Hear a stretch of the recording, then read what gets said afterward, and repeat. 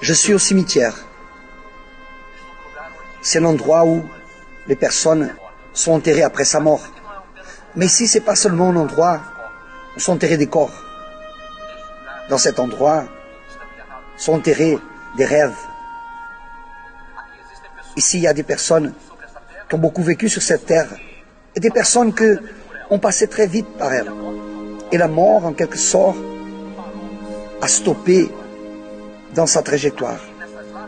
Ici, dans ces pierres, sont représentés des rêves qui n'ont jamais été réalisés, des projets qui ne sont jamais sortis du papier. Ici, sont enterrés des pères qui n'ont jamais pu embrasser leurs enfants. Ils ont même eu l'opportunité, mais n'ont pas fait. Ici, dans cet endroit, il y en a des personnes de toute classe sociale, car la mort touche des riches et des pauvres, les bons, les mauvais.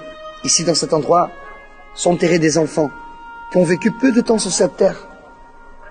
La mort les a pris prématurément. La mort ne respecte pas d'âge, elle ne respecte pas la nationalité, la position sociale. La mort, elle arrive à tous. Et ma question, c'est exactement, qu'est-ce que vous faites avec votre vie? Parce que si vous respirez, c'est un signe que vous êtes vivant. Si vous avez ouvert vos yeux aujourd'hui, si vos yeux ont été ouverts aujourd'hui, c'est parce que Dieu vous donne encore un jour de plus sur la terre. Mais ici, dans cet endroit, nous avons été appelés pour une réflexion. Qu'est-ce que nous faisons avec la vie que Dieu nous donne? Comment administrons-nous la vie que Dieu nous donne? N'importe comment? Est-ce que nous prenons soin? Ce que Dieu nous donne comme le bien le plus précieux, le souffle de vie? Voulez-vous un conseil pour que vous puissiez vivre bien? Valorisez la vie que Dieu vous a donnée. Prenez soin de votre santé.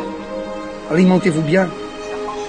Éloignez-vous des choses qui vous stressent, qui peuvent faire votre cœur s'arrêter.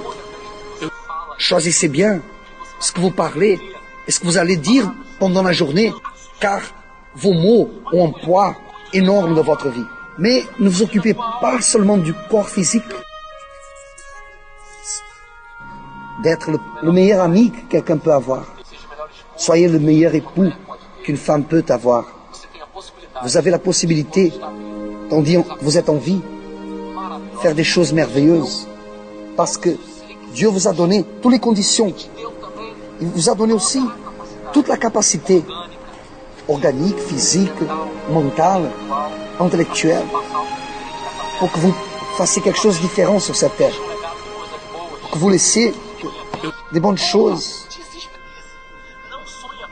Ne rêvez pas seulement, courez derrière votre rêve, parce que la vie passe vite.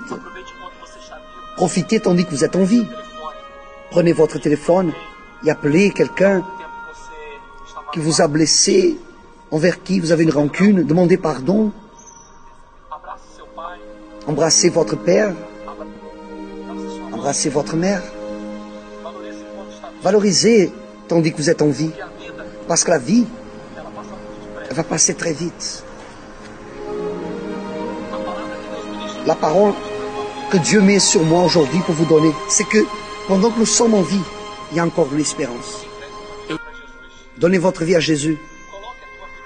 Placez votre vie en lui. Placez vos rêves en lui. Ayez la conviction qu'il vous donnera toutes les conditions pour que vous viviez une bonne vie sur cette terre. Que vos jours soient des jours de réalisation et de bonheur. Et quand vos yeux se fermeront sur cette vie, que vous soyez quelqu'un qui sera rappelé, quelqu'un qui a vécu, mais n'a pas seulement vécu, a réussi. Dieu veut que vous réussissiez. Savez du courage dans votre vie. Car si vous êtes en vie, ça veut dire qu'il y a des bonnes choses qui vous attendent. Si vous êtes en vie, des choses que les yeux n'ont pas vues, les oreilles n'ont pas entendues, jamais sera révélé au cœur de l'homme, sont révélés à vous qui aimez Dieu. Dieu vous aime sans condition. Il veut que dans cette vie, vous ayez le bonheur. Beaucoup de réussite pour vous, pour votre maison. La vie abondante pour vous.